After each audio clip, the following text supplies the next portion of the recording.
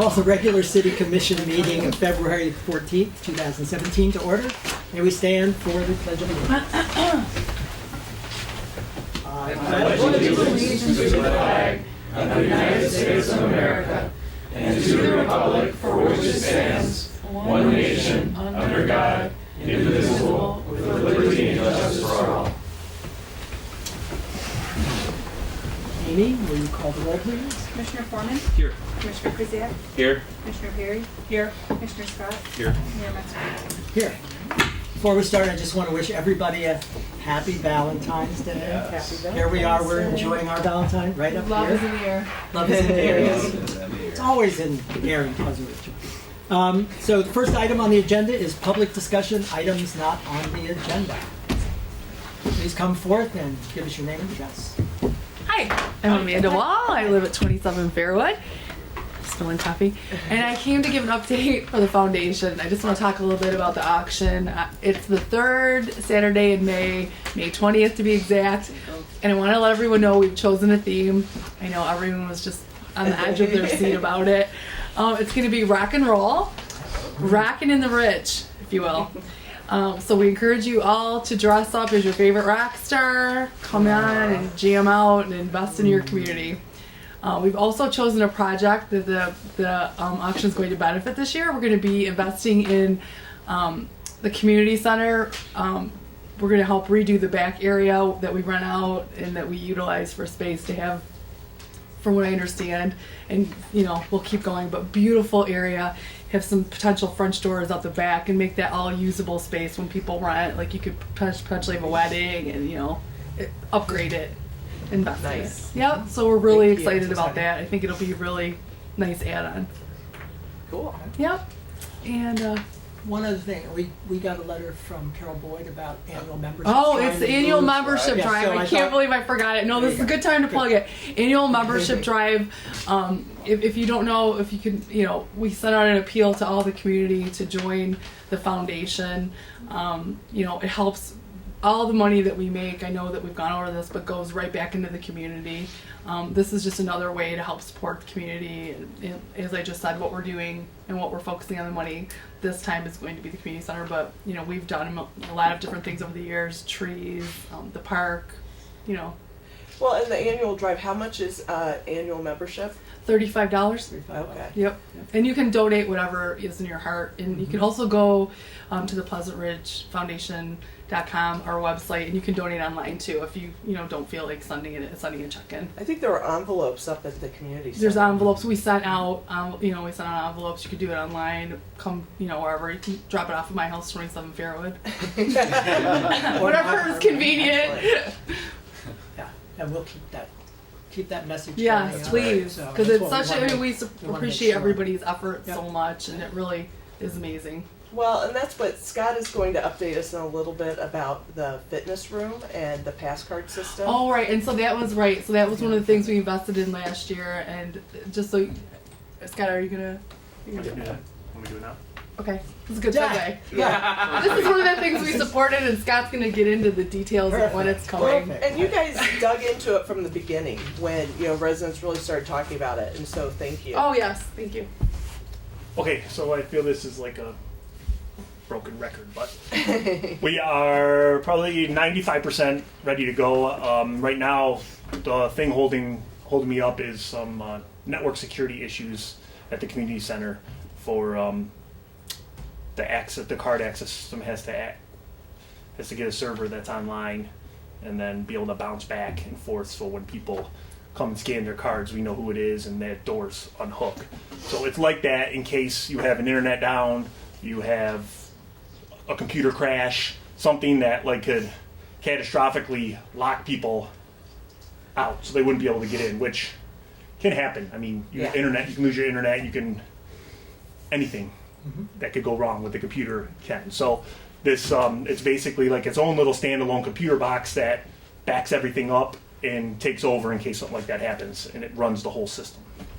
So that's having issues talking to the internet right now. So it worked for about 15 minutes, and then the firewall shut it down and totally shut us out. So we're working on that.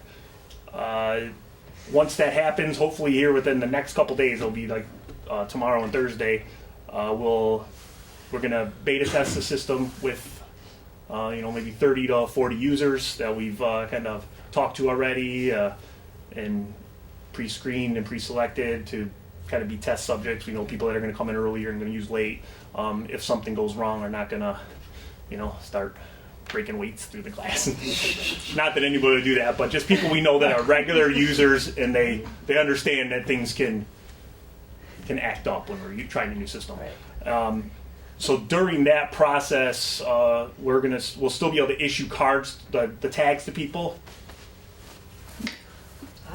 Which this will be your tag. It's a little RFID tag that you will you basically on the pool doors. Yeah, on the pool doors. That's where you'll go in. Those exterior doors will always be open. The interior doors will be locked. There's a little pad on the door. You'll touch this to the pad, and it will unlock the door, and you'll go in. To exit, you'll exit out that side. The other doors leading into the other side of the community center are locked down too. You won't be able to have access to the original 4 Ridge. You'll have access to the wellness center and the bathrooms. To exit, you'll walk out. There's a button on the door, illuminated button. You hit it to exit. It unlocks the doors, and you leave. So I'm hoping March 1st this is live for everybody. Great. What we'll do is we'll recommend that everybody that plans on using the wellness center, whether you think you're going to use it in the after hours or not, get a tag. And I say that because in a month, on a Saturday, I might only have somebody there for a couple hours instead of the 9 to 4. Okay. I might only have them there from 10 to 1, or if we have a rental, because I don't need to have them there, so people will still have access to it.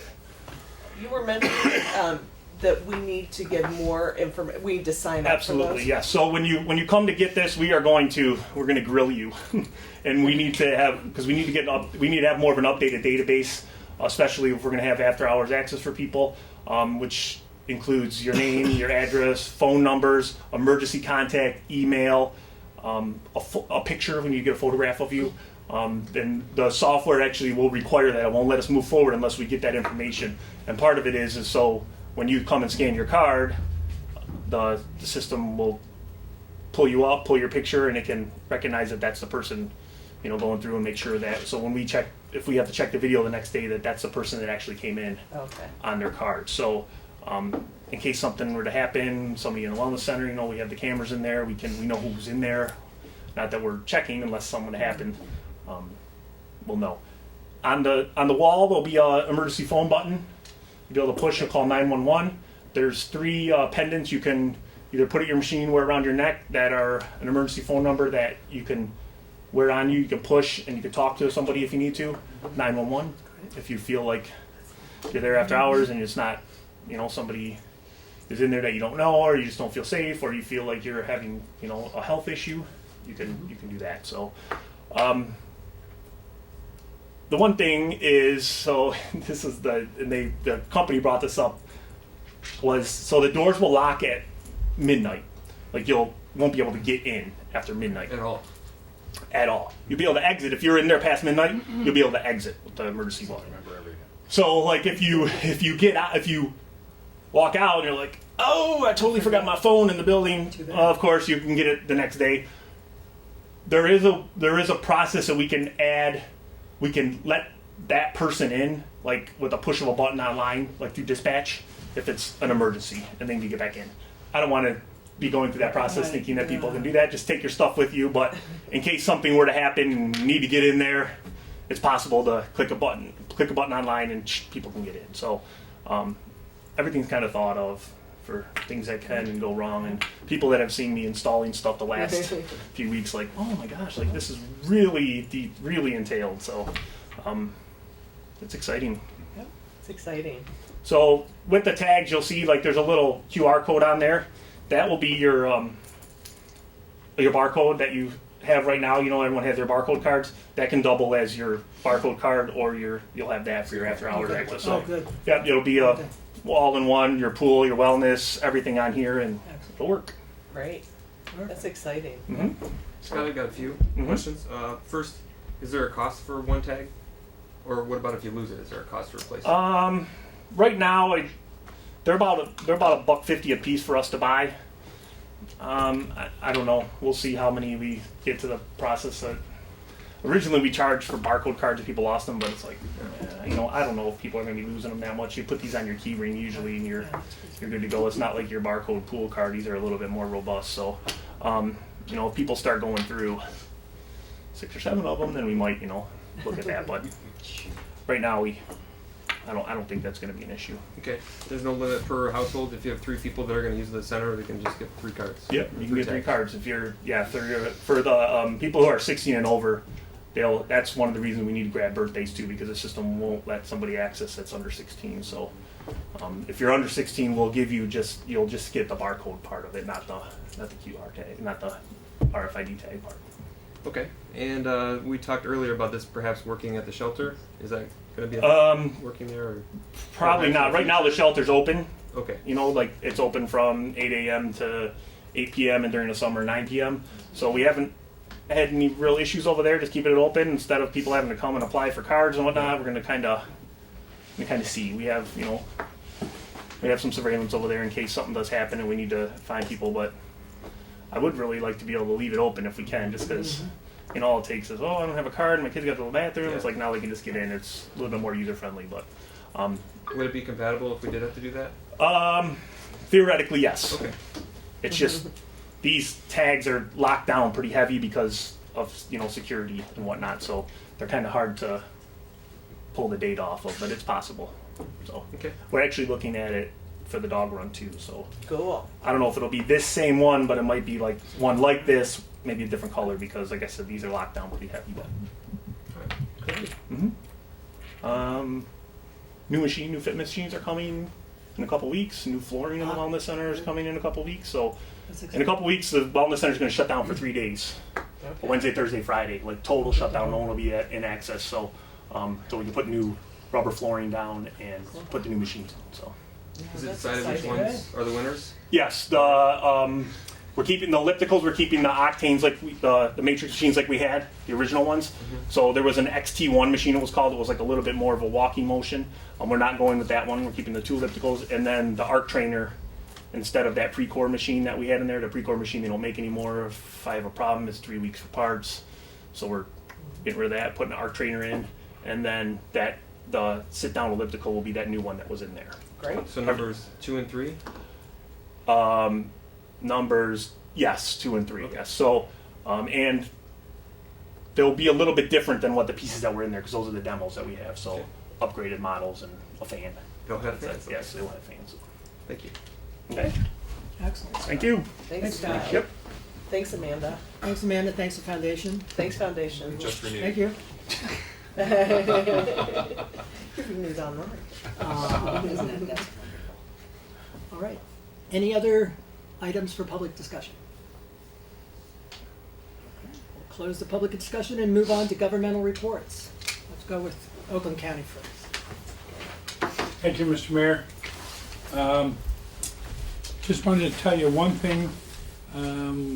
It's kind of important. We're hiring for summer jobs for kids 16 and over.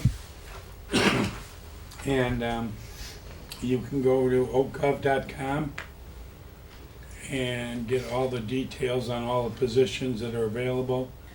There's lifeguard positions, service workers in the concession stands, park helpers, several other jobs ranging in pay from, I want to say probably $8.50 an hour up to, 11. So, That'd be great. 11. So if any kids that are interested, you need to apply as soon as possible. Okay. The deadline actually is the 20th, but obviously they probably won't find enough by that time. So, but I would just the same try to get them in as soon as possible. I also want to apologize for not being here the last couple of months. I've had some health issues, and so I haven't been able to make it over here. We always are happy when you do come. Okay. So. I'll try to make it It's all more right. often. It's all right. We don't And take that's all I've got. Thanks for Thanks, these. Alex. you. Sure. Yeah. Thanks, Gary. where can people find Oakland County directors? I mean, I left a few for out on the counter. I gave them to Oh, good. Scott. excellent. And if you need more, We can. let me know and I'll get you some more. Great. Thank you. Okay. What? Yeah. Well, you can come up. You have to come up and tell us you don't have anything. Come on. Or send Rob up. Come on. He looks so nice this evening. What? Sorry, you're Good evening, here. everybody. You're here. You want to have I'm here for moral support. There you go. Thank you. We appreciate that very too. much. Happy Valentine's Day. Happy Valentine's Day to everybody. Since you made me come up here, I'll just touch briefly very on shiny. the. We helped on Saturday. There was the Planned Parenthood protest that occurred in Ferndale. Ferndale police reached out to us, just advising us that there might be the potential for something going awry. So we called in people to support. I'm happy to report nothing happened of consequence. Everybody got along. They had about 800 people show up. There was an estimate of 1,200 people. There was talk that the group was going to walk north on Woodward, maybe to Main and 10 or the freeway, and maybe shut down and make a point, but that never happened. So Good. we were here, and nothing happened, Wonderful. That's what we always like to hear. and that's all I have. But she can't get away. See? Well, on that point, as far as locations, and Jim, maybe you can speak to this as well, locations in Pleasant Ridge where something of that nature, not necessarily in support of Planned Parenthood, although, I think that would be well received in this community, but if there was, an upcoming mobilization of residents who were trying to make a political statement, do we have, areas, Memorial Park, Gainsborough, that can accommodate a group in of that size, and is there precedent for that in the city of Pleasant Ridge? I'm unaware. There are plenty of spaces in town that could accommodate groups, maybe up to that, or maybe possibly larger. One of the groups that did participate in the protest did apply for a permit from the city of Ferndale. The other group did not.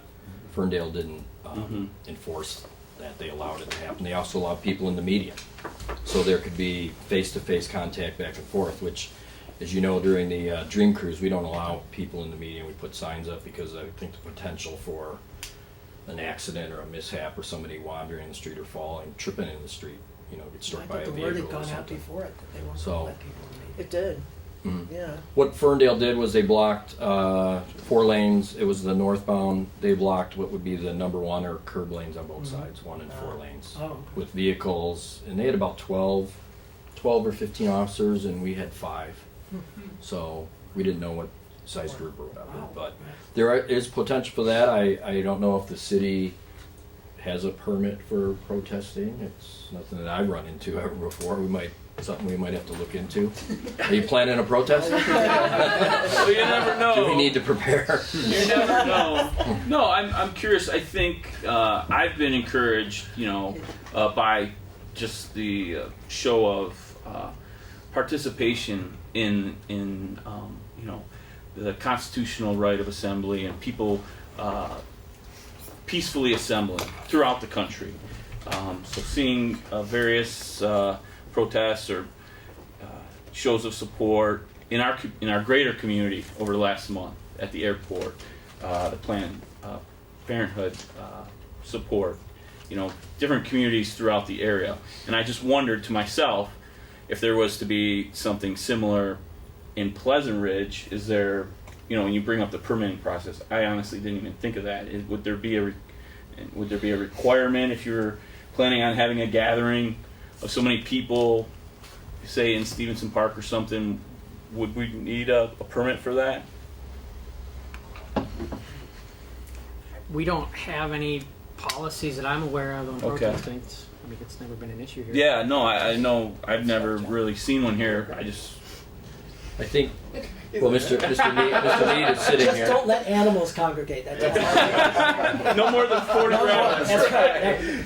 No more than 40 Not in rabbits. any- I will check with the city of Ferndale and see what their policy is, and maybe we can enact something Yeah. copycat their thing. And Mm-hmm. I don't, if you, everybody that watches the news sees the trend, so I think you're anticipating Right. more, whether it be protest or supportive issues, anything where people are going to gather and speak their piece. The default is you use the laws that you have. Mm-hmm. You don't have to. You don't necessarily have to have a protest permit. Right. It's just a matter of making sure that the protest is Peaceful. being respectful and peaceful. Right. And as long as they are, then we just use the laws we have to, let that happen. But if they start Yeah. ripping trash cans out of the ground, Right. Damaging property. Correct. right, then we would use the laws we have to prevent that. So. And permit requirements can be problematic too, because as you noted, there's a constitutional right of assembly, and if if you try to put a permit scheme in place that goes too far, then you're in trouble as well. So Right. I think relying on the laws that we already have for disorderly conduct probably is the best way to address that. Good. Thanks, Greg. Yeah. The one thing, as far as the permitting, and I think Ferndale did a good job of really emphasizing safety. So regardless of where your position was on, the subject of the day, it seemed to me, I wasn't there, but it seemed to me from reports and people that I've talked to that the Ferndale police, our Pleasant Ridge police officers, it wasn't so much, do they have the right permits? Are they saying the right things or carrying the right signs? But is it safe? Are people in harm's way? So, I mean, that's something that something to take place in Pleasant Ridge. I would, want to feel confident that, I would feel confident, that we would ensure that it would be peaceful and people would, it would be safe. So I might be wrong, but I believe Commissioner Perry was at the event. And I think she might have observed what I observed. There was a lot of good interaction between a lot of the police that were there and both groups. Right. Right. There was conversation, I know there were selfies being taken and all that other stuff, which is good because anytime the police can be seen in good light, yes, it's a good opportunity. Right. Well, and this was a protest and counter-protest, and it worked out very peacefully.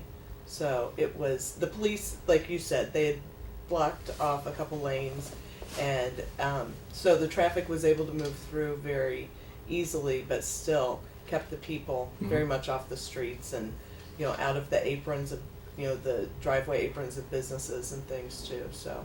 It was one of the better, well-organized and probably people behaved the way they should, that's guaranteed by their right to assemble, that I've been a part of ever.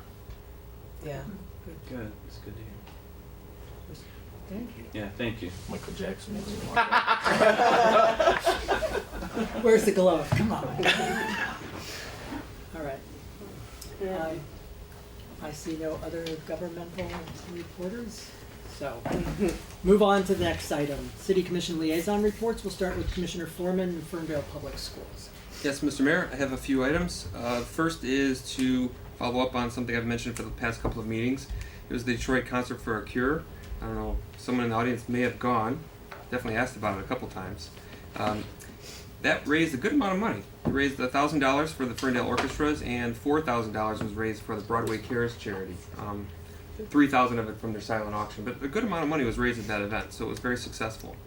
The next thing I would like to mention is an event that took place here in Pleasant Ridge a couple weeks ago. It had to do with the National Junior Honor Society.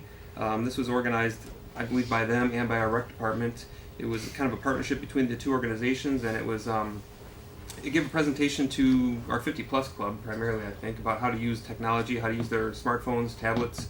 There's a 25-minute presentation, and then afterward there's an hour where they would pair each resident up with a student, one of the members of the National Junior Honor Society, and they would help them for that hour, if needed, with all their devices on how to use them. The response was really great for that, and I have a quote from our own Shawnee Stamper. She was quoted as saying that, quote, "Our 50-plus club members had an amazing time and they left feeling confident with their devices," which is very important. You don't want to have something you don't understand. Before the end of the workshop, they were already talking about offering a 102 level class, a more advanced class for these things. So I think it's a perfect type of partnership that I'd like to see more of. I don't want to say young and old, but really that's what I'm kind of saying here. Different generations helping each other. I think there's something to gain on each side. One, I can learn about my technology. Two, the student can learn what it's like to have some extra life experiences of helping other people, doing things that aren't within their normal comfort zone. So it was a hugely successful event, super beneficial to the students, I think, and the residents have benefited from it as well. So really great. Next, I'd like to share a fun fact from the last school board meeting. This is it has to do with resident enrollment. You know, obviously they track this and they talk about it at various meetings throughout the year. And every year they kind of say where they are in comparison to other years. The past 2 years, resident enrollment has increased by a fair amount, enough to the point where they can kind of look at schools of choice applicants more critically and maybe not allow quite as many because they don't really need as many. So that's a really good problem to have, and it's a good trend to see moving in that right direction. Last thing I'll mention is that winter break is coming up next week, February 20th through the 24th, so kids will have no school, obviously. And actually, it wasn't the last thing. This is the last thing. The next school board meeting comes up on February 27th, 7 p.m. at the high school. Thank you. All right, thank you. Any questions? All right. Next, Commissioner Perry, Planning DDA. Thank you, Mayor.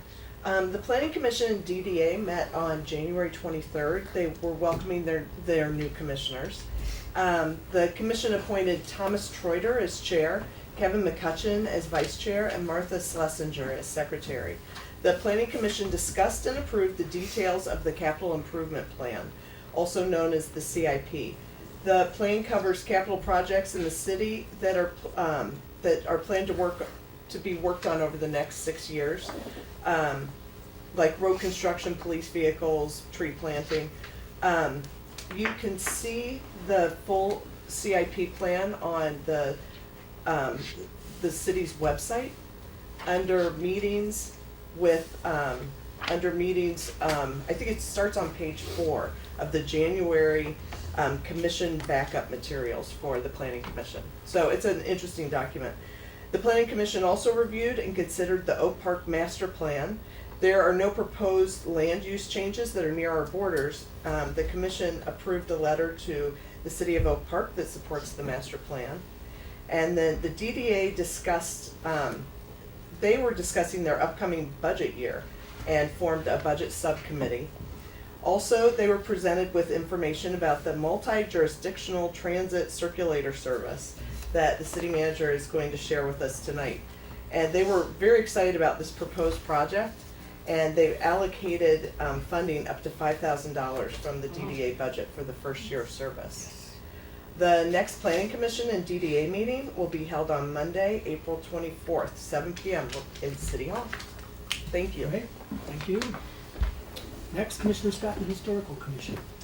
We took our winter break in February as well, so our next meeting is March 1st. I'll have more to share on March. I certainly March hope 1st. so. Yes, I expect a exactly. long presentation. Oh, that's right. The museum is open on Saturday, correct? 10 till 12. 10 till 10 till 12. 12. Which What's that? date? Saturday? Which This coming Saturday? This coming Saturday. Saturday the, what is that? 17th? 18th. 18th. 18th. Saturday the 18th. And keep your calendars Of open February. June 10th for the Home and Garden Tour. June 10th? All right. Okay. Commissioner Krzyjak, Recreation Commission. Thank you, Mayor. I did not attend the last Recreation Commission meeting, but I got word that Chris Budnick was reelected chair and that Christine Matthias was reelected secretary. The Recreation Commission also welcomed two new members, Wendy Schrag and Mark Campbell. We said goodbye to Amanda and her years of service, and Sue Turback. I'm sure they were missed at this meeting, but Wendy and Mark are going to do a great job, I'm sure. So that's all I have, Mayor. All right. Let's move on. Item number 7, consent agenda. There are only 2 items. Do I have a motion to approve the consent agenda? Your Honor, I move that the consent agenda be approved as is. Support. Second. Any discussion, questions? Pretty straightforward. Can we have a vote, please? Commissioner Perry? Yes. Commissioner Scott? Yes. Commissioner Foreman? Yes. Commissioner Krzyjak? Yes. Mayor Metzger? Yes, motion carries. Next item, ordinance amending Chapter 10, Animals, Section 10-1, Definitions, and Section 10-8, Hoarding of Animals, and Section 10-9, Wild and Farm Animals and Non-Household Pets Prohibited in the city of the Pleasant Ridge City Code. Okay. Mr. Mayor, in the absence of the city manager, Yes. until he comes back, I can speak on this just Okay. a little bit. Please do. We had some conversation last month, and previous month, as you might remember, we decided to form a subcommittee to discuss this matter after some revisions from the city manager and the city attorney. We did get together, that subcommittee, along with city staff, and Jim is back. Hey. We had a very productive meeting, and I believe that what we have tonight is really what we were looking for, and it's a much better fit for the city. But give it to Jim for anything he'd like to add about that process. I don't know what you said, Jay, but I'm sure it's great. Yeah, we just basically went back to the drawing board on this one after what we heard. There was an animal hoarding model ordinance, which seemed like a good fit for what we wanted to accomplish, and so that's what we moved to. It really targets the behavior and the problem situation more than the number of animals, because really, you could have 4 animals that cause a problem in one house, and you could have 15 animals in another house that are well cared for that aren't a problem. So that's what the new approach does, and so it's before you in the packet, and I'd be happy to answer any questions you have. Are there any questions for Jim? Thank you, Mayor. Jim, on section 10.8, the hoarding, and when it talks about when a resident has been identified as an animal hoarder, and then we go into a process where that person would be, I guess, declassified as a hoarder and be allowed to keep up to 3 household pets. There's the discussion about psychologists, psychiatrists being required to I guess approve ownership of animals again.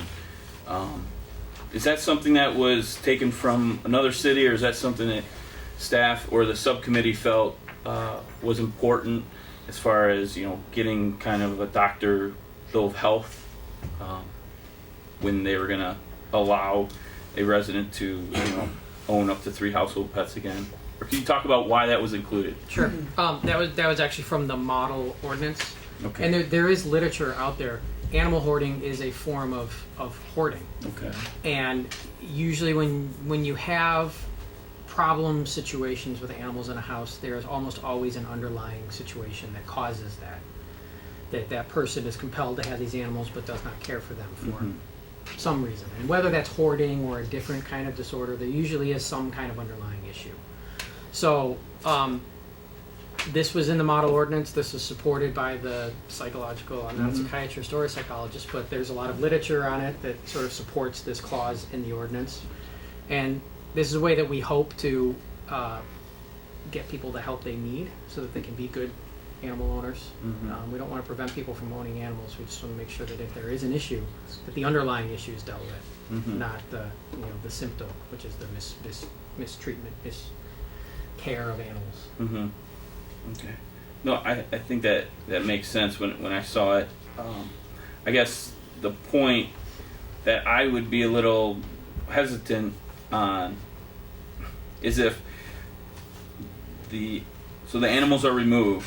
So if it's an animal that maybe this person really cared about, maybe they cared about 37 of the animals, but they really had an attachment to 3 of the animals. Those animals would have to be removed for a period of 1 year before they could exist or return to the house. In our experience dealing with these houses, I don't know that you find the favorite child as well taken care of. Okay, I appreciate. And then it's kind of all or nothing. Okay. You take care of them or you don't. Okay. All right. And that's just been, and we don't have a very large kind of sampling of these, but just in the ones that we have dealt with, and the people who are here, we have 25 years of kind of institutional history here.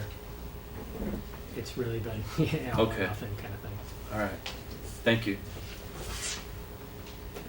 Are there any other questions or comments? All right. Well, may I have a motion to approve the ordinance amended? Mayor, I move Ordinance 422, amending Chapter 10, Animals, Section 10-1, Definitions, and Section 10-8, Hoarding of Animals, and Section 10-9, Wild and Farm Animals, and non-household pets prohibited of the Pleasant Ridge City Code be approved. Is there a second? Second? Any further discussion? Mr. Mayor, I did have a couple quick comments. Okay. I would like to thank a few of our neighbors that really stepped up and volunteered to be a part of the subcommittee. I think it was very helpful, not only being part of the subcommittee, but just to spoke up in any way about this matter, for, against, or indifferent. Specifically, the residents, our neighbors that were part of the subcommittee would be David Asamani, Mark McManus, who's here tonight, and Sean Campbell. When we got together, we had a very productive meeting, very good discussion, I thought, and I also want to thank our city staff, city attorney, of course, Mr. Need, city manager, Jim, any other members of the city staff that participated, but I really felt this was the feedback was heard. I think the approach was very constructive and very diligently done. It was done very quickly, just like we were looking for. We got the revised draft back in maybe a week, if that, and then we set up a meeting and it was just done and ready to go. So it worked very efficiently. It was definitely heard. Everything that was shared in the draft that we initially got, completely different from what we saw the first time around, and it incorporated in all of the suggestions pretty much that were made by all the residents that spoke. So I was extremely pleased with this whole process, and I'd like to thank all of you guys for supporting it, and Jim and Greg for being a part of it as well, and Sergeant Reed, who was at our meeting too. Anyone who had a hand in it, very rewarding for me, and I think a really good product for the residents and for the city in general. Thank you. No, I was just going to ask, independent of the motion, if we had a general sense of how the subcommittee approach worked, and I think Commissioner Foreman summed it up fairly well, because I think that's an approach that we kind of put together at the table last month, and I was kind of wondering how it would have worked out. The thing that made it really valuable was the fact that particularly Mark and Dave really were experts and had expertise far beyond what we have. So they were very good to kind of bounce ideas off of, and does this make sense? Doesn't it make sense? So that was really good. And Sean brought his own kind of expertise to this as well. But that made it valuable. Okay.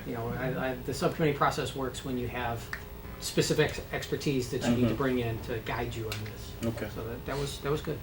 If I could jump back in, though, one observation I would make is I think many residents feel that if they deal with, the city in this way, there's going to be kind of this approach kind of where they're standing like this, and you have to say, could we please do this, or what do you think? And you have to convince them to somehow agree with little parts of what you may want. And I felt this was more, we're taking in everything, we're open to all of that, and how could this work instead of why it wouldn't work. So I was really appreciative of that open approach to it, and really a constructive way that it was done. I couldn't have asked for more. Good. Glad to hear. Excellent. Very good. All right, may we take a vote? Commissioner Foreman, Yes. Commissioner Scott, Yes. Commissioner Krizak, Yes. Commissioner Perry, Yeah. Mayor Metzger. Yes. Motion carries. The next item we all want to hear about, the Multi-Jurisdictional Transit Circulator Service, Fab Cab. Yes. Let's go. Deserves to be an action. This is actually kind of an exciting potential project we have, and a lot of credit to the city of Ferndale. We have a presentation for this one, who has taken the ball and really run with it. Last summer, I had discussions with the zoo. I had discussions with Ferndale's new Community and Economic Development Director.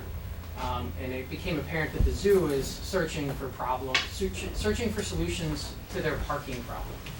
We all know, we see it living here in summers, and it seems to be increasing the number of days where they're using the overflow parking lots.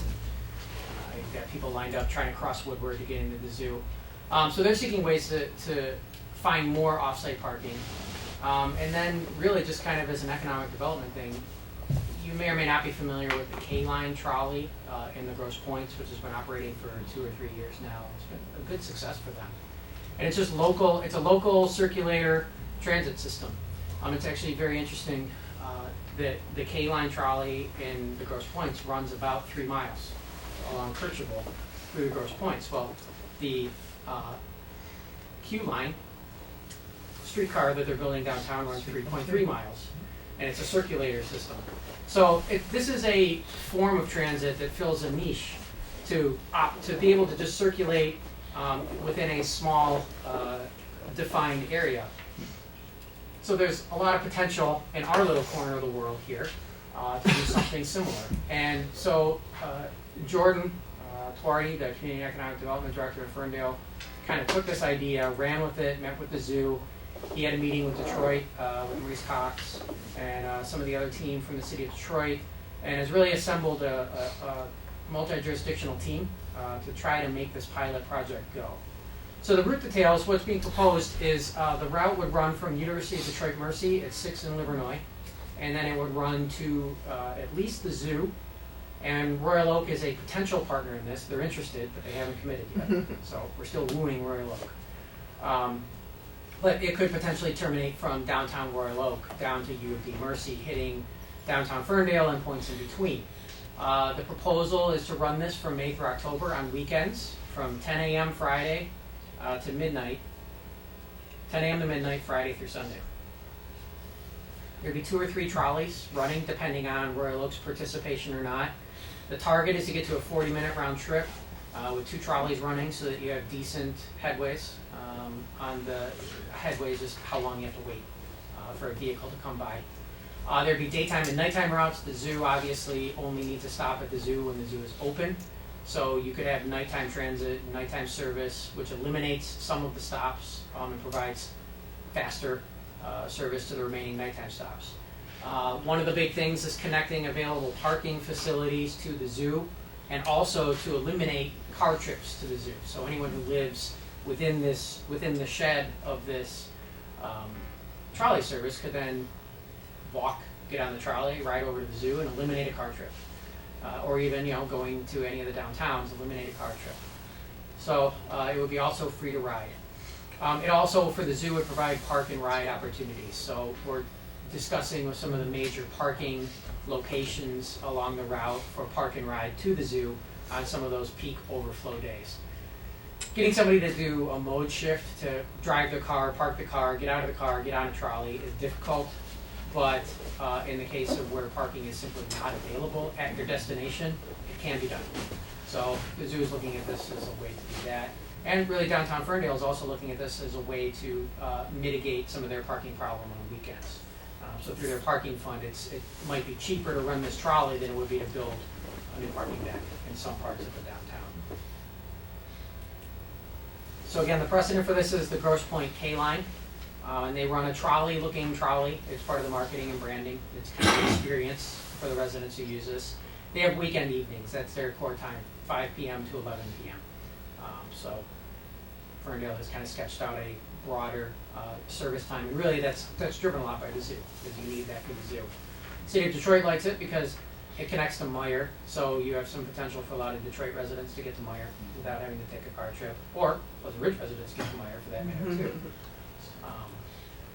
The projected expenses for the first year of operations are $235,000. That's for 2 trolleys.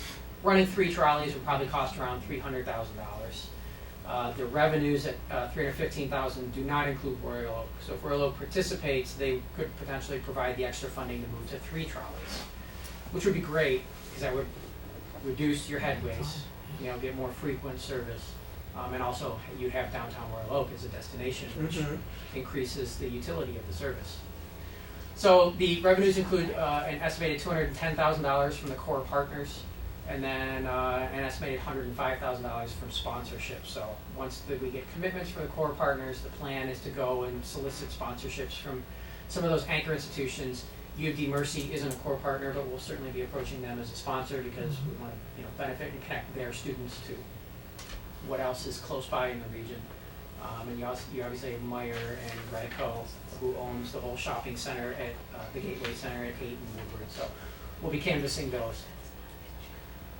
Core partner funding, this was the proposal that Ferndale put forward. Ferndale is proposing $100,000 of funding, 50 from their DDA, 50 from their parking mitigation fund, basically trying to find other ways to offset some of the car trips. City of Detroit is solid for $50,000. They've requested $10,000 from Pleasant Ridge, which is proportional to Ferndale. We're about 1/10 of Ferndale in every respect, population, land area, everything. So that's a proportional funding request from us. The Detroit Zoo, the request is $50,000, and then Royal Oak could potentially come in as one of those $50,000 funding partners as well.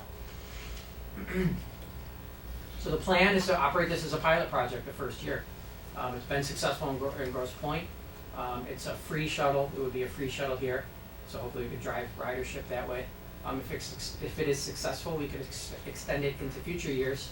Ideally, moving towards self-sufficiency over time, gradually eliminating that core partner funding requirement. But again, the goals that we're hoping to achieve: mitigate parking issues at the zoo in downtown Ferndale. They've set a ridership of 400 rides per week, which I think is a low bar. Yeah, that's It's far more than that, but we'll see. UD Mercy ridership of 100 rides a week, and then increase cross-neighborhood economic activity by 10%, and we can measure that by surveying key businesses that are located along the route, and also through surveys. Actually, one of the new members of our planning commission is an experienced survey, I don't know what the right term is, survey scientist, professional, but he has already drafted up a survey that we can have on the bus through a QR code for riders to get, why are they riding, where are they riding to, what do they think of the service. So it's interesting. So project management, Ferndale is taking the lead role. We're still in the process of formalizing the partnership and getting commitments from the core partners, looking to solicit sponsorships going into March, then procurement, promotion through April.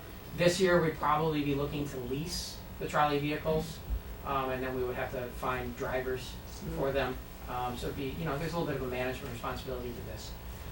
Project launch should ideally be in May, and then we track the metrics. If this becomes a successful thing through the future, we could be buying trolleys, which would be cheaper than leasing them, if we own them over the long term, but let's crawl before we walk, and then we'll run. The Pleasant Ridge DDA has committed $5,000 out of their budget towards this. They had a line for community promotion, which this fell nicely into.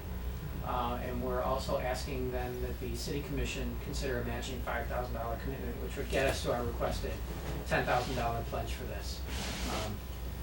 It's a lot of bang for the buck. If you have something that's running Friday through Sunday from May through October that's free to ride, and that would have a stop in Pleasant Ridge. I think that's the key thing, is there would be a stop in Pleasant Ridge. We haven't finalized the routing yet, but we'd make sure that Pleasant Ridge had a stop both during the daytime and at nighttime. So residents who wanted to go to Ferndale or Royal Oak could come ride the trolley. The stop would most likely be here at Oakland Park, Sylvan, and Woodward, so that you could ride it south, and then when you come back north, you get off and you just have to cross Woodward to get back to the east side or the west side, whatever your trip beginning and end is. Maybe a bike rack in there At the corners? near where you'd be picked up. That's a great idea. That's certainly something that, yes, we should do. So yeah, that's the plan. That's the request before you, and we'll continue to work on this. This is a commitment, so we'll send them the money when we know it's a going concern for this year. But we're looking at it as a pilot project.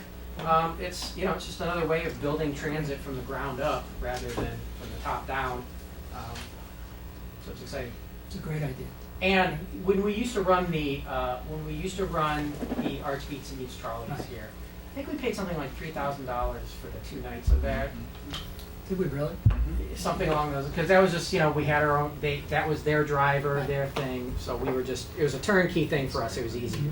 In this case, when we're hiring our own drivers and renting the trolleys, we can drive costs down. And since it's a recurring thing, you can drive costs down and get a lot more efficiencies. And we have some bigger partners who surround us, who are subsidizing it. So it is a lot of bang for the buck for Pleasant Ridge.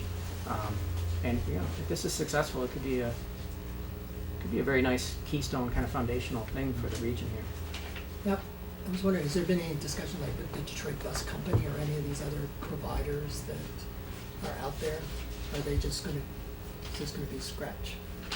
Again, you run into you're paying them and then you're paying them their markup to be able to do it. So it's kind of like buying retail versus wholesale. Right. So it's cheaper for us to lease the vehicle, to find the drivers ourselves. Yeah. And I don't know that the Detroit Bus Company has the available vehicles to commit to this. No, I'm not. Oh, yeah. Mm-hmm. They're making all kinds of plans. Questions for Jim? Thank you, Mayor.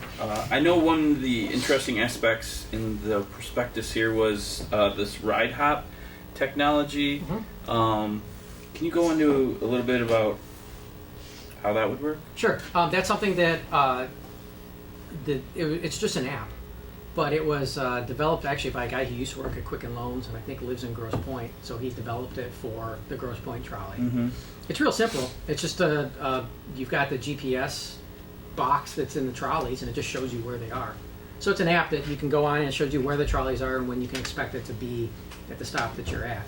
So that's absolutely something that we would develop for this this project as well. Yeah. No, it seems like that would cut down a lot on these, wait times as far as, well, when do we got to be at the corner? Which leads to my next question. I know it identifies Cork outright as a stop in PR. Would we have additional stops, or how would that work? That was just Ferndale putting together Dots. dots. Certain little locations. Right, exactly. I mean, there's a lot of restaurants that are identified on there. I think they're just identifying major places people might want to go. The stops, that's nothing to do with the stops. Those have not been finalized yet, so I would urge caution on that. Yeah, I just don't know how that would work if you would just flag them down, or you would have to go to a specific... Well, you'd go to the stop, and we would identify where the stop was.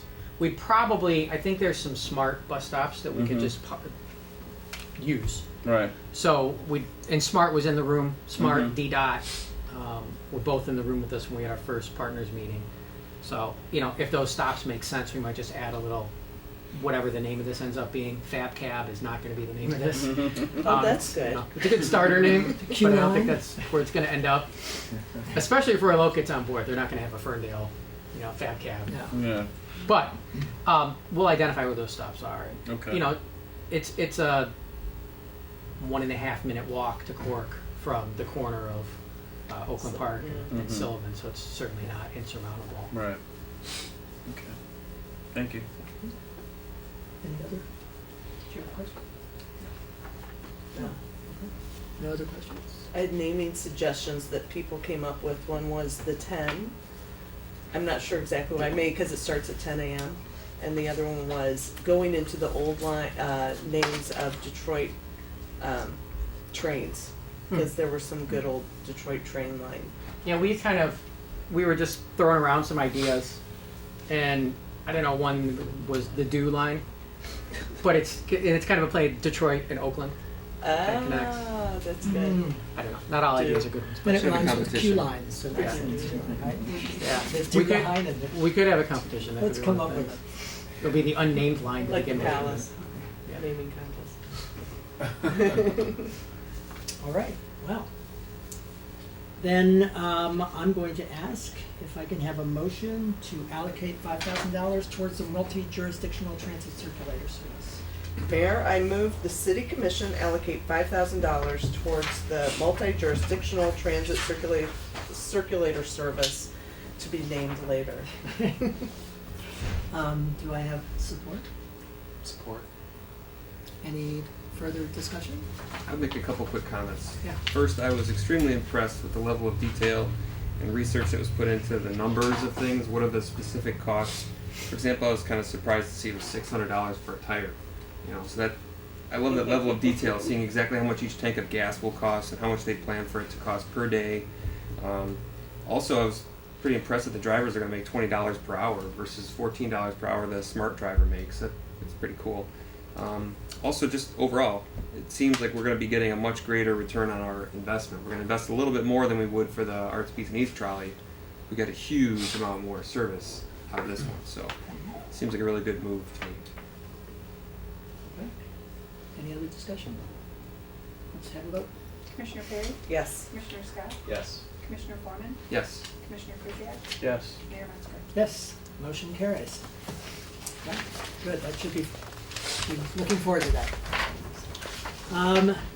Next item is the city manager's report. I have nothing of major consequence. We've continued to chip away at a lot of things. We're sending the bids out for Hanover and Norwich this week. So lots of fingers crossed that we get good prices on those. But that's all I have. Let us hope. Yeah. Okay. was easy. Next item, other business. Who wants to start? Go ahead. Give us the book review. Okay. This is for March. This is our March book club. It's entitled Georgia O'Keeffe, A Life by Roxana Robinson. It's incredibly lengthy, so I think you're going to be fully versed on what Georgia O'Keeffe loved having for breakfast. But she is a fascinating artist. I'm aware of some of her more popular works of art.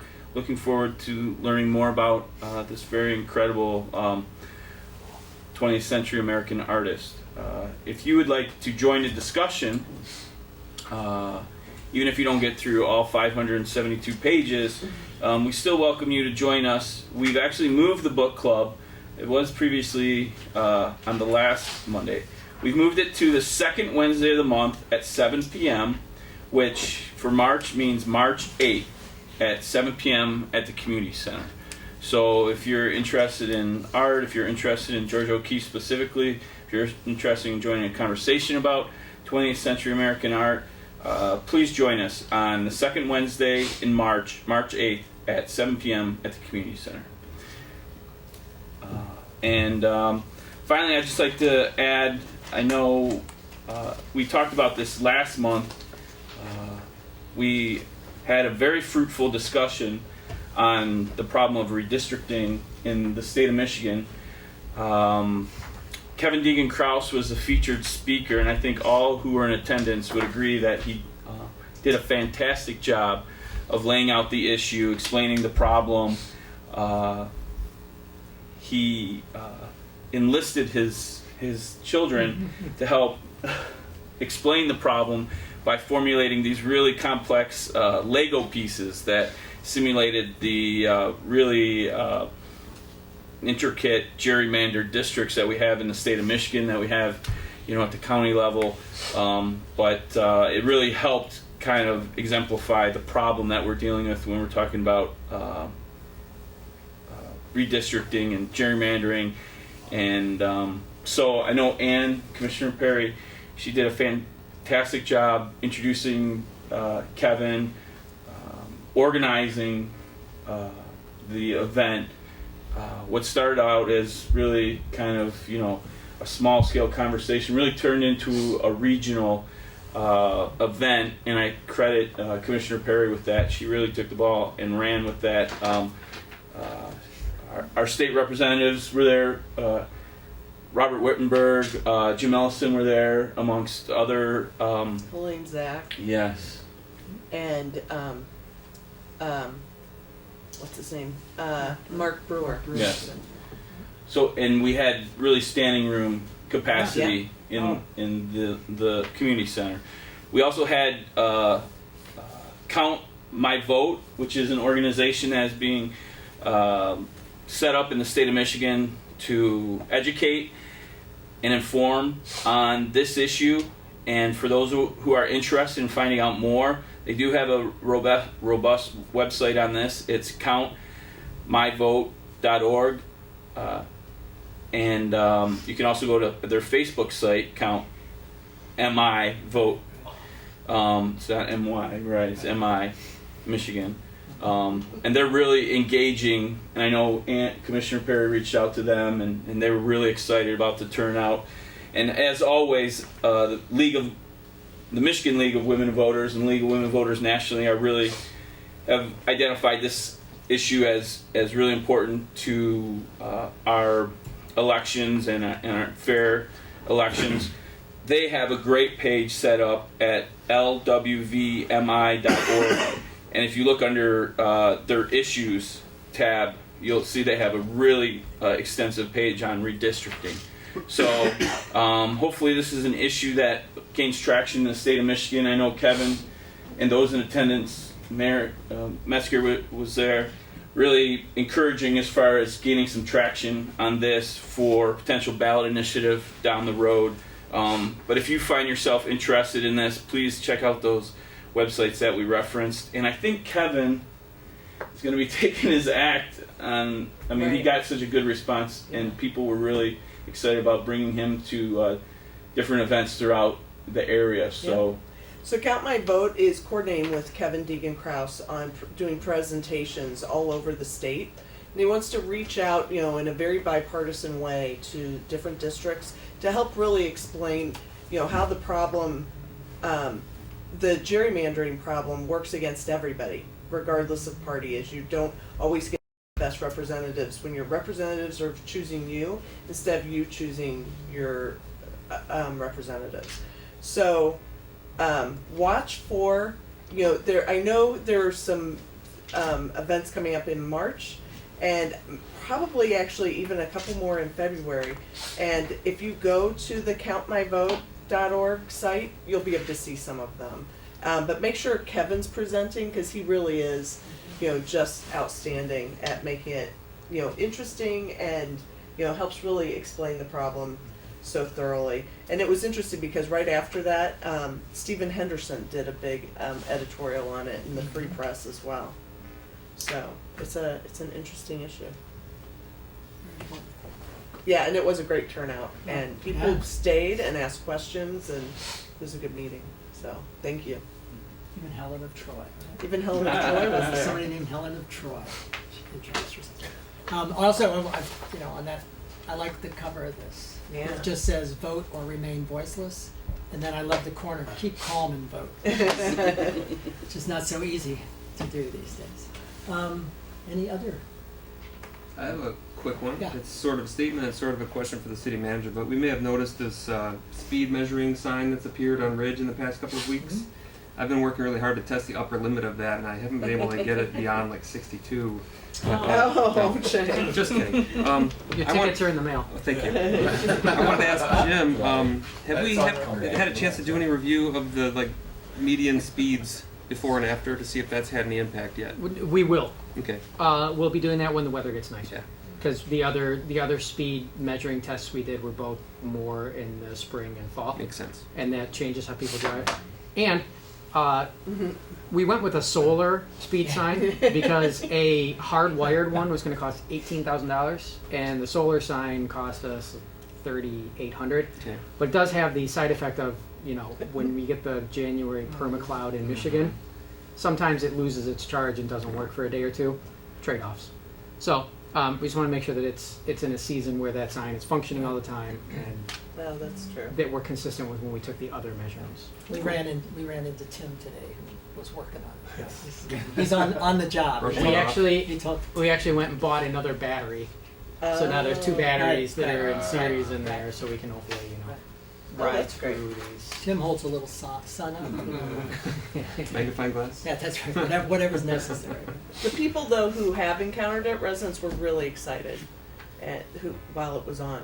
Yeah. at different periods. Anecdotally, That's I mean, I know what the average and kind of median speeds on Ridge were when Yeah. we measured it, Right. and it's that whole psychological thing where now when you just watch people, when you just sit there and watch the speeds that it shows as people drive by, a lot of people hit 28 and stop. You know, whereas before we had kind of 32, 31 were the average median speeds on Ridge. So just Makes you more aware. Yeah, exactly. Yeah. Love to see it. Thank you. Anything else? Chief, did you want to say something or no? Did you have something? I you don't wanted- know. Huh? I'll extend the meeting while Okay. I was going to say if Commissioner Foreman was driving 62 on Ridge, then we're going to have a little chat. I think it'd be a good idea. It would. I was testing the system. Okay. Thanks. Make sure it's calibrated. Glad I called you. In the service of the city. And the system Always. caught you. Well, if there's nothing else, is there a motion to adjourn? Sir, I move to adjourn. All in favor? Aye. We are adjourned.